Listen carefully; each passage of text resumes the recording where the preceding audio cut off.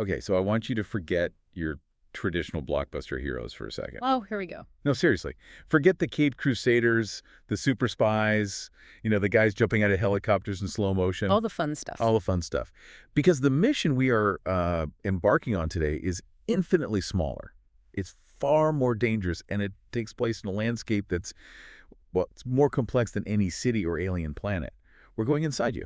Okay, you definitely have my attention. That sounds like pure science fiction, like something out of inner space. That is the perfect visual. I mean, picture this environment. It's dense, it's dark, it's almost impossibly viscous. Viscous, like thick. Yeah, we're talking about the human body, but, from the perspective of something smaller than the period at the end of the sentence. Yeah. The terrain it's unstructured, it's constantly moving, it's full of unpredictable fluids. So it's like trying to navigate a sticky, flooded cave system that's also caught in rush hour traffic. Exactly. Yeah. It is living chaos. Yeah. And into this chaos, a tiny warrior, a microscopic machine, is injected. It's all alone, but it has this critical mission. Which is? To find a single damaged target. Yeah. This could be an injured patch of cartilage in your knee, maybe a tumor deep inside an organ. Its job is to deliver a critical package, a therapeutic package. And then, and this is the crucial part, navigate back out safely. Wait a minute. That's the part that sounds impossible. We're talking about controlling actual robots inside the body using a magnet. Using an unseen force, magnetism. I mean, how could they possibly be strong enough to, fight against all that internal pressure and fluid? And how do they even know where to go? It sounds like a 1980s sci-fi movie. It does, but that is precisely what we're diving into today. Mm-hmm. And this isn't some far-off theory. This is a massive breakthrough from a collaboration between the University of Oxford and the University of Michigan. Okay. They have basically solved one of medicine's biggest navigation challenges with these little navigators. They call them PMDMs, or permanent magnetic droplet-derived microrobots. PMDMs. I like it. It has a ring to it. It does, right. So our mission for this deep dive is to really understand the physics and the biology that makes this microscopic adventure possible. So we're asking what these tiny machines are and how they actually move. That's the mission. Okay, so let's unpack this. We have the full blueprint. We're going to get into how they're made at breakneck speed, how they use these magnetic fields to assemble themselves and move through really complex places like the intestine. Yeah. And then we'll get to the safety mechanism, which is the real game changer here. All right, I'm in. Let's do it. So every great adventure needs a villain, right? And in the world of modern medicine, the villain isn't always the disease. A lot of the time, it's the lack of precision in our treatments. Yeah, the collateral damage problem. It comes up again and again. It does. Our therapies, historically, they're blunt instruments. They're designed to kill something or stop a process, and they just hit way too wide of a target. Right. If you need to fix one tiny little broken part in a super complex machine, which is the human body, our current methods basically say, well, let's just flood the whole system with chemicals. And hope for the best. Yeah, and just hope you get enough of it to the one spot that actually needs it. And that flooding, that systemic exposure, it leads to, well, sometimes catastrophic consequences. Let's look at, say, two specific examples. The first one is the indiscriminate killing that happens in standard cancer treatment, specifically radiation therapy. Okay. The goal is obviously a good one. You use these high-energy rays to destroy cancer cells, which replicate really fast.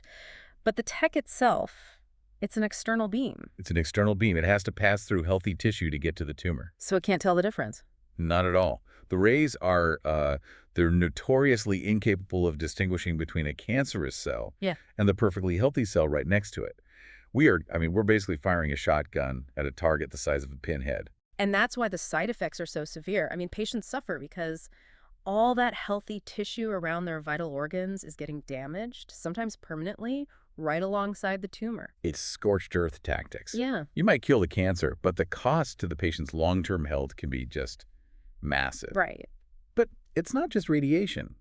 I mean, this applies to even seemingly simple treatments. Think about our second example. Let's call it the gut bomb. We're talking about standard antibiotic use. Ah, yes. The classic course of strong antibiotics.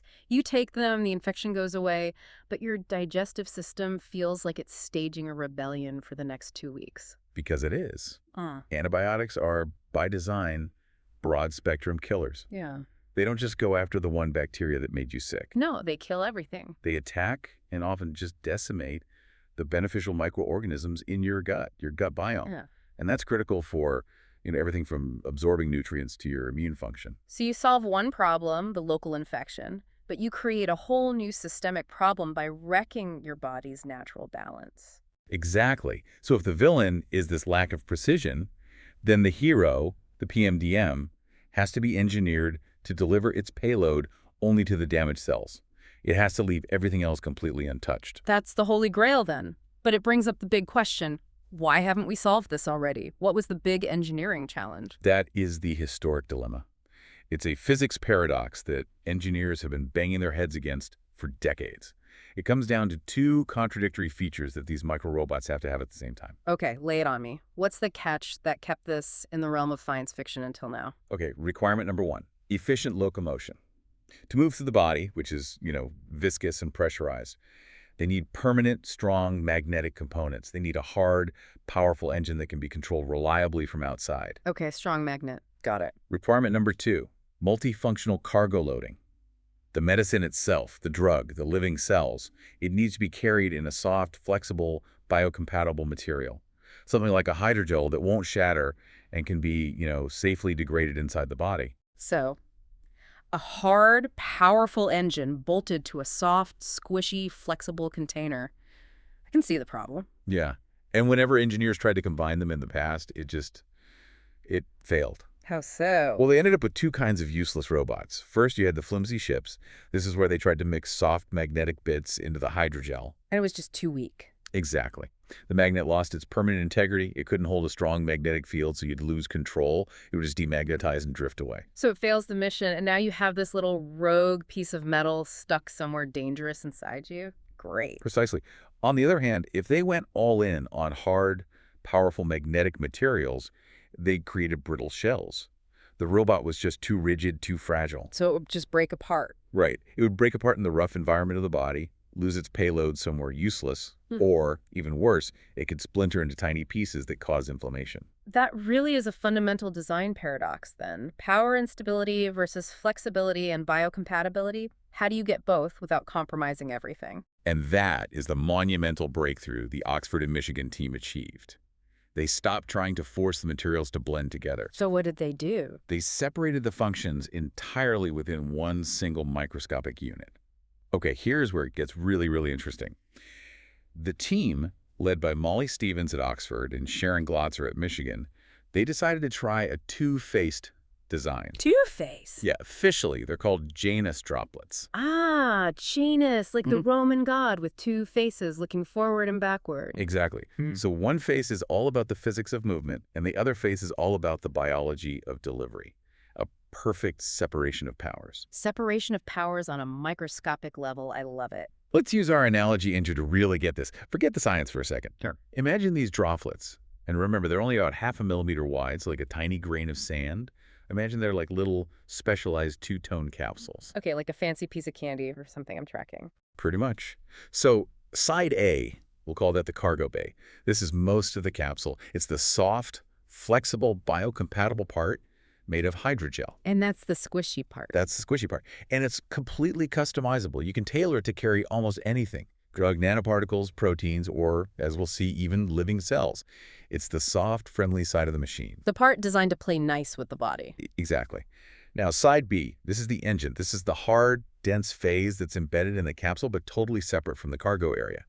This side contains the permanent magnetic microparticles. The engine room. The engine room. And this is where the genius is. They use NDIB particles. That's Neodymium Iron Boron. NDFBB. Okay, that sounds serious. What's so special about that particular material? Think of it as a microscopic superalloy.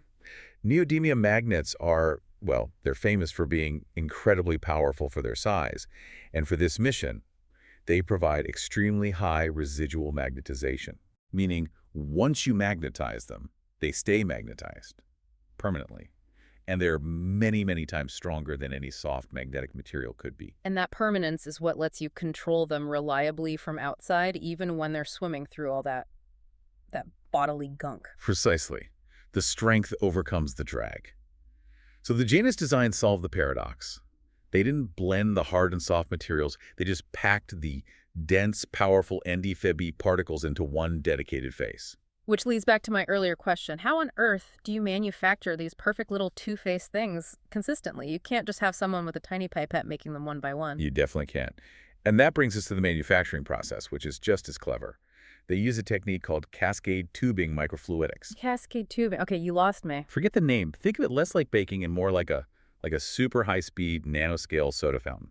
This device pushes liquid mixtures through these tiny channels and just cranks out ferromagnetic droplets. How fast are we talking? About 300 perfectly formed droplets per minute. 300 a minute. Wow.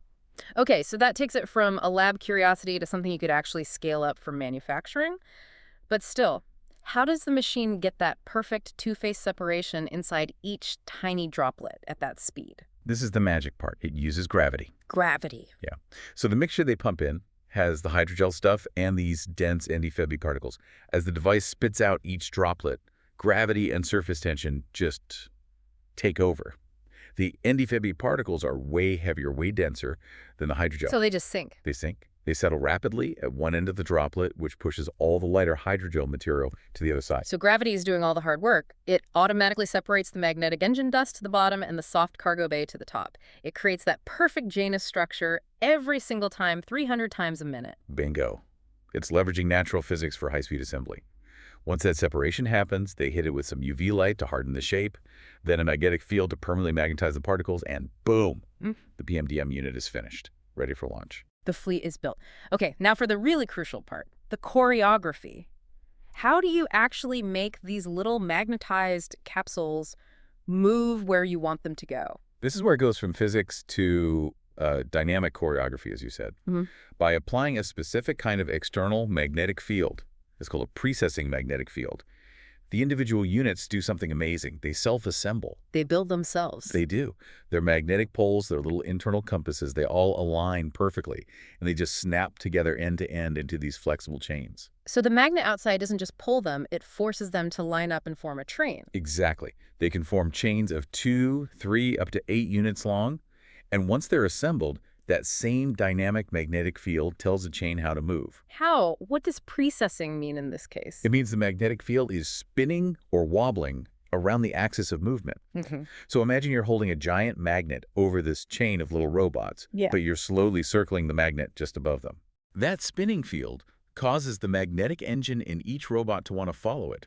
It creates this tiny controlled wobble down the length of the chain. This constant rotational force is what generates propulsion. It's like the chain is paddling or walking forward. Whoa. So the walking is actually a highly controlled, synchronized wobble of the chain links, all driven by a spinning magnet outside the body. That is fascinating. It is. And they master different movement modalities, walking, crawling, even swinging to get over gaps. They built this whole miniature obstacle course to test it. An obstacle course for microrobots. Yep. They successfully made them climb and descend tiny stairs, navigate around a 3-millimeter high railing, and weave through an array of columns. It just showed this incredible level of control, even against gravity and friction. But the human body isn't a neat little obstacle course. It's a terrifying mess of cramped tubes and sticky walls. So that adaptive intelligence, the shape-shifting, that has to be the real secret weapon, right? It is the essential feature. They call it reconfigurability. When the environment gets too complex, the robot chain doesn't just stop or break. It adapts. So what happens when it hits a real wall or a capillary that's just too narrow to fit through? It changes its shape dynamically. If it needs to get over a high obstacle, say like a ridge of scar tissue, they can guide it to merge with other nearby units. To form a longer chain. A longer chain, yeah. For more leverage, more reach to pull itself over. And if the space is too tight? Then they do the opposite. They can guide it to disassemble into shorter fragments or even single units. They pass through the narrow gap one by one, and then they just reassemble on the other side. That is truly incredible. It means they're not rigid tools. They're like a fluid, adaptable fleet. That ability to go from a long train to single cars and back again, that's what would let them navigate the really complex parts of the body. That is the reason this technology is such a leap forward. They solve the power problem and the flexibility problem, not by compromise, but by separating the functions and making them reconfigurable.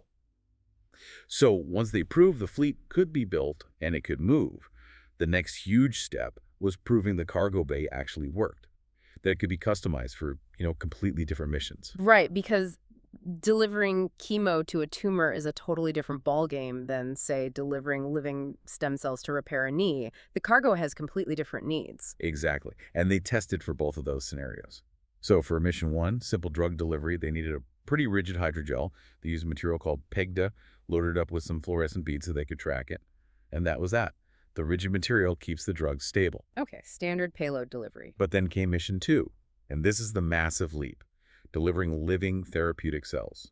For this, they had to switch to a much softer, gentler mixed alginate and gelatin hydrogels. And that's exponentially harder, I imagine. You're not just carrying molecules anymore, you're carrying living things. They have to survive the trip, not get crushed, and still be functional when they get there. That's the whole challenge. Oh. And the test was a stunning success. They loaded the soft hydrogel with human mesenchymal stem cells, HMSCs, which are key for tissue regeneration. They transported them, magnetic fields and all, and verified that the process did not compromise cell viability.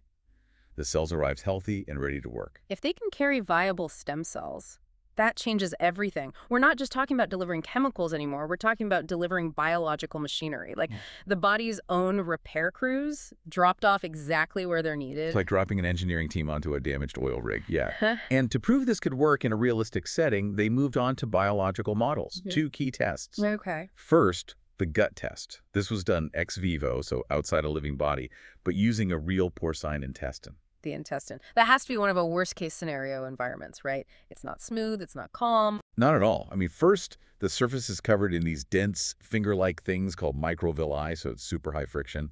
Second, you have paracelsus, these huge, constant muscle contractions pushing everything forward. The robots would have to fight not to get swept away. Exactly. Yeah. And third, it's just a mess of mucus and changing pH levels. And despite all of that, it worked. The microrobots assembled into chains and moved effectively. The sticky, moving surface did not affect them. They navigated the swamp. Incredible. What was the second test? The second test was arguably even more relevant to clinics, the repair test. They used a sophisticated 3D printed model of human cartilage, complete with a little injury site. Ah, cartilage repair. That's a huge target for this kind of tech because getting into a joint is so invasive and the space itself is tiny. Super confined. Think about your knee joint. It's filled with this thick synovial fluid. The surfaces have high friction, and you can only get in through a tiny access point, like a catheter. Yeah. They simulated all of it.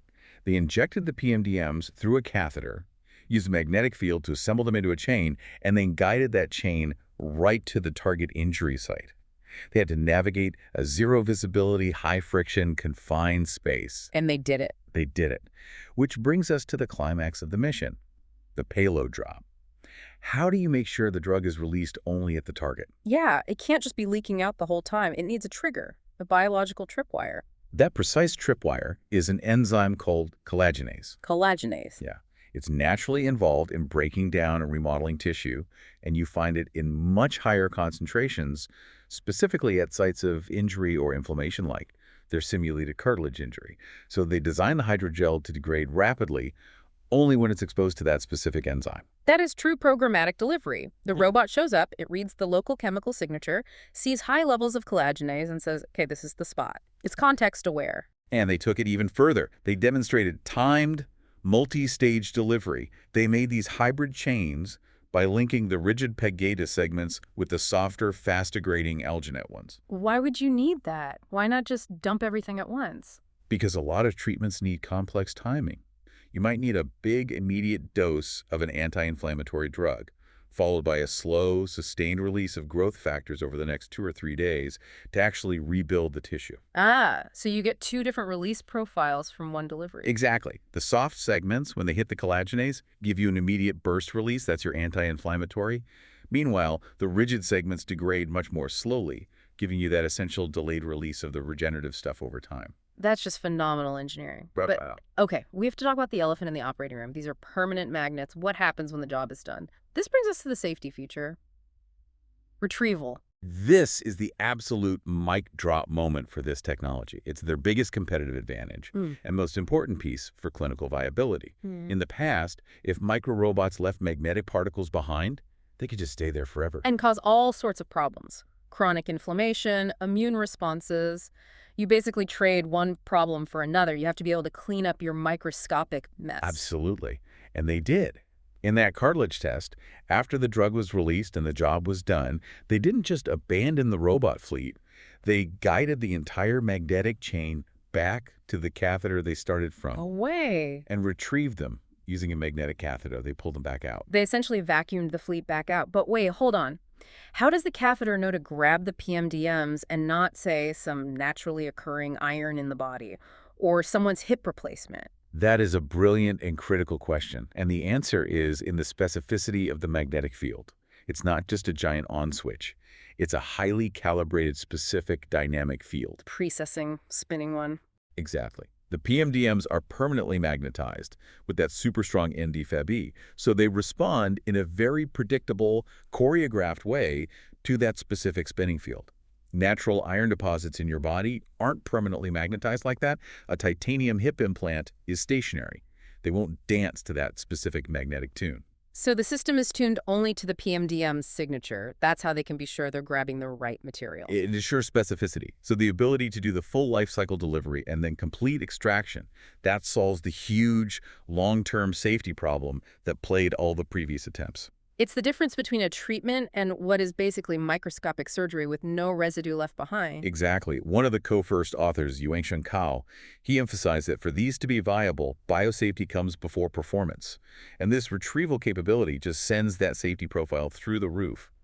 So this whole system, all this amazing physical choreography, it's all supported by a really powerful digital partner, computational companion. This wasn't just guesswork. So they weren't just building them and, tossing them into a pig intestine to see what happened. There was some serious modeling going on behind the scenes. Absolutely.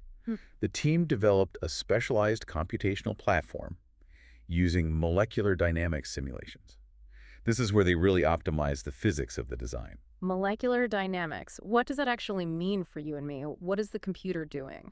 Think of it like a digital wind tunnel for the microrobots. The computer model can predict exactly how these little Janus units will self-assemble under different magnetic fields. It can predict how they'll respond to the walking and crawling protocols in a simulated, viscous fluid. So it saves a massive amount of time and money. A huge amount. Instead of physically testing hundreds of different magnetic protocols on expensive tissue models, the simulation tells them the best way to do it. How fast to spin the field, how strong it needs to be, all before they run a single real-world experiment. That's got to be essential for innovating this quickly. I think I saw a quote from Philip Schoenhofer, one of the authors on the computational side, saying the model was just instrumental. They knew how to make them walk most efficiently before they even built them. Which brings us right to the road ahead. The simulation team is already working on the next generation of PMDMs, trying to solve the last big challenges before this could ever be used in humans. They navigated stairs and gut lining. What could possibly be tougher than that inside a body? Well, they need to be even more resilient to handle the most extreme conditions. Specifically, they're using the simulations to address two major threats. Okay. First is high fluid shear. This is the force you get from intense blood flow or rapid fluid movement. Imagine one of these chains is navigating a blood vessel and suddenly gets hit by a turbulent rush of blood. The drag force, the shear, is immense. It would just try to rip the chain apart. So the simulation is basically stress testing the magnetic bonds against an internal hurricane? Exactly. They have to be sure the magnetic connection is strong enough to hold together and stay on mission without getting broken up or just swept away. And the second threat? Irregular tissue architectures. Huh. The 3D printer model is good, but the real human body is so much more chaotic. It's got scar tissue, variable density, just unpredictable pathways. They need robots whose navigation systems can handle that chaos without getting stuck or losing control. That simulation part, being able to predict how a fleet of these magnetic microtruffles will act in a storm, that feels like the key to making the jump from the lab to actual reality. It is. It's the fusion of biological engineering and computational physics. Which leads us to the big picture, the broader implication. So what does this all mean? Why should you care about a tiny Janus droplet? Besides the fact that it's just incredibly cool to think about a tiny ship being deployed inside you. Beyond the cool factor, yeah. The significance here is a paradigm shift. We are moving away from systemic treatment, from medicine that relies on your whole body absorbing a drug and dealing with all that collateral damage, to micro-engineered precision. It's localized, microscopic surgery. A single repair crew for a single problem. These PMDMs can target a single wound, a single tumor, with incredible accuracy. And then, because of retrieval, they can safely exit the system. It's truly minimally invasive. You reduce side effects and you boost the potency of the medicine right where it's needed most. It completely changes how we think about fighting chronic diseases or repairing internal injuries. It does. I mean, the researchers have already shown these things can conquer really tough terrains. They've proved controlled movement, delivery, and most importantly, retrieval. They've solved the safety problem. Which is huge. So this leaves us with the final provocative thought.